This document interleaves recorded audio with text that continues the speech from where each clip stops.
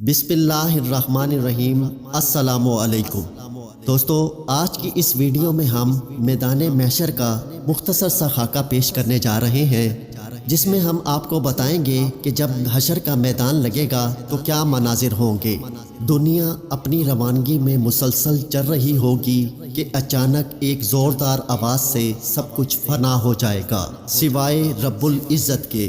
پھر دوسری بار آواز آئے گی اور ساری کائنات اپنی اپنی قبروں سے اٹھ کر ننگے بدن ننگے پاؤں میدان محشر کی طرف دوڑیں گے، جو شام کے علاقے کی طرف سجایا جائے گا۔ ہر انسان اپنے اپنے اعمال کے اعتبار سے اٹھے گا۔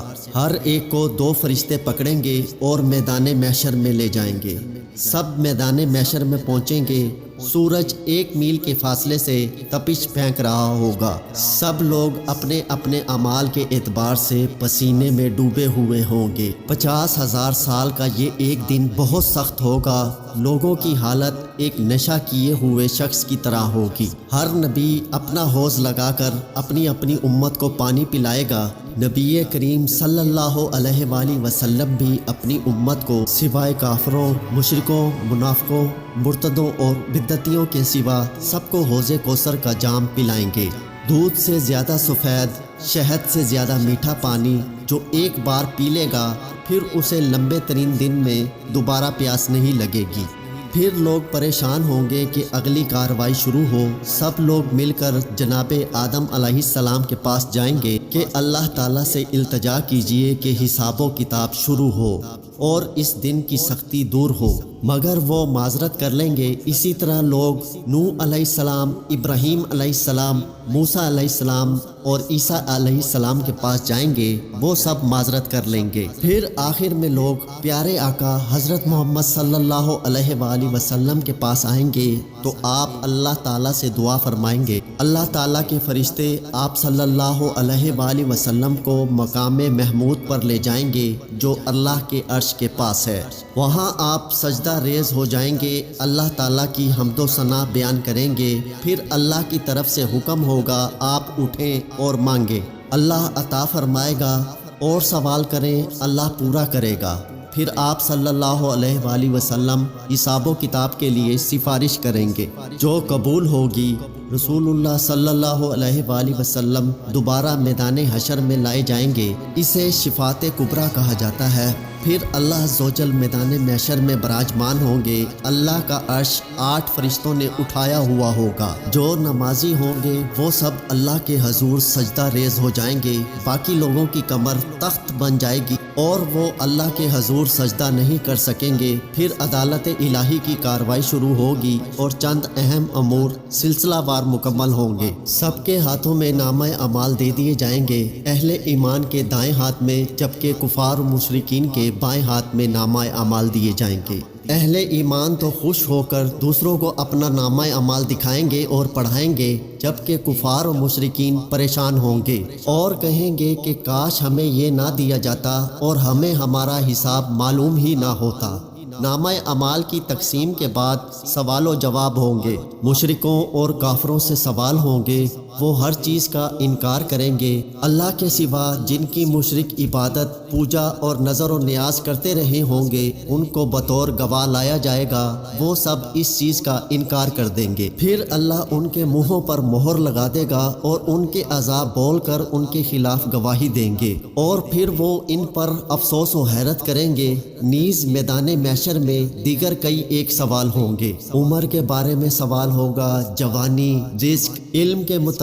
اسی طرح حقوق اللہ میں سب سے پہلے نماز اور حقوق العباد میں سے قتل، خون اور جھگڑوں کے متعلق سوال ہوگا، اور ہر ایک کے متعلق عدالت الہی میں عدل سے فیصلہ ہوگا۔ اتمام حجت کے لیے پھر اللہ تعالیٰ سب کے اعمال کا وزن کرے گا۔ جس کی نیکیوں کا پلڑا بھاری ہوگا وہ کامیاب، اور جس کی نیکیوں کا پلڑا ہلکا اور برائیوں کا پلڑا بھاری ہوگا وہ ناکام ہو جائیں گے۔ بلکہ بعض کا تو حال اعمال کے اعتبار سے اس قدر برا ہوگا کہ ان کا ترازو ہی نہیں لگے گا، اور بعض کی نیکیوں کا وزن بہت زیادہ ہوگا۔ وہاں کوئی کسی کے کام نہیں آئے گا، یہاں تک کہ اگر کسی کی ایک نیکی کی وجہ سے اس کی ناکامی ہوگی تو وہ سب سے مانگے گا، لیکن کوئی اسے ایک نیکی نہیں دے گا۔ وہاں نہ بیٹا کام آئے گا اور نہ باپ اور ماں، ان سب کو اپنی اپنی فکر ہوگی۔ پھر اعمال کے وزن کے بعد سب کو پل صراط سے گزرنا پڑے گا۔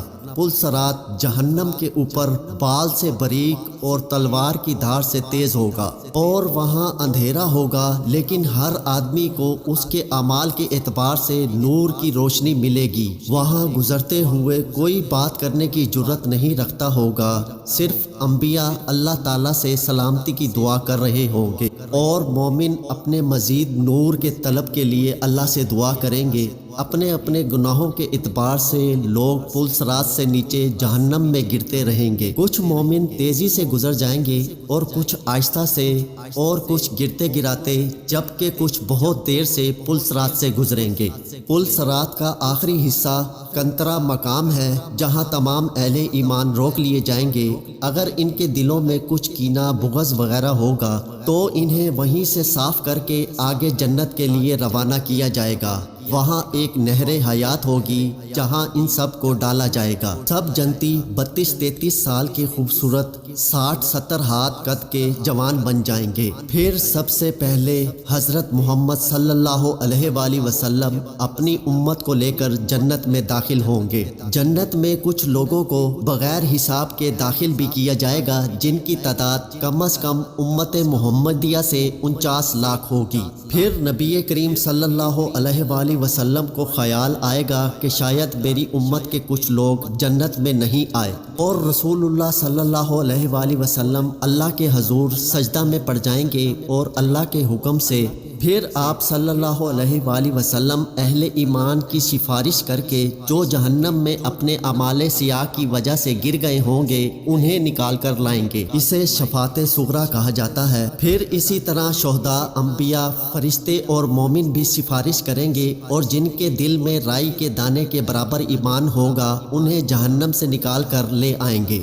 کچھ لوگ ایسے بھی ہوں گے جن کے اعمال حسنہ اور سیاہ برابر ہوں گے، انہیں کچھ دیر مقام اعراف میں ٹھہرایا جائے گا۔ پھر سب کو جنت میں ان کے اعمال کے اعتبار سے محلات، خیمے، حوریں عنایت کی جائیں گی۔ آخر میں اللہ تعالیٰ جنتیوں اور جہنمیوں کو بلا کر سب کے سامنے موت کو ذبح کر دیں گے، اور اعلان ہوگا کہ آج کے بعد کسی کو موت نہیں آئے گی۔ اس وقت سب اہل ایمان جنت میں پہنچ چکے ہوں گے، اور جہنم میں صرف کافر، مشرک اور منافق ہی رہ چکے ہوں گے، کیونکہ وہ ابدی جہنمی ہیں۔ پیارے دوستو، یہ تھا میدان محشر کا مختصر سا خاکہ جس سے ہر آدمی کو گزرنا ہے۔ اللہ تعالیٰ سے دعا ہے کہ ہمیں اپنی دنیا میں نیک اور صالح اعمال کرنے کی توفیق عطا فرمائے، اور ہمارے آخرت کے معاملات میں نرمی اور آسانی فرمائے، اور ہمیں اپنے پیارے حبیب حضرت محمد مصطفیٰ صلی اللہ علیہ وآلہ وسلم کی شفاعت نصیب فرمائے۔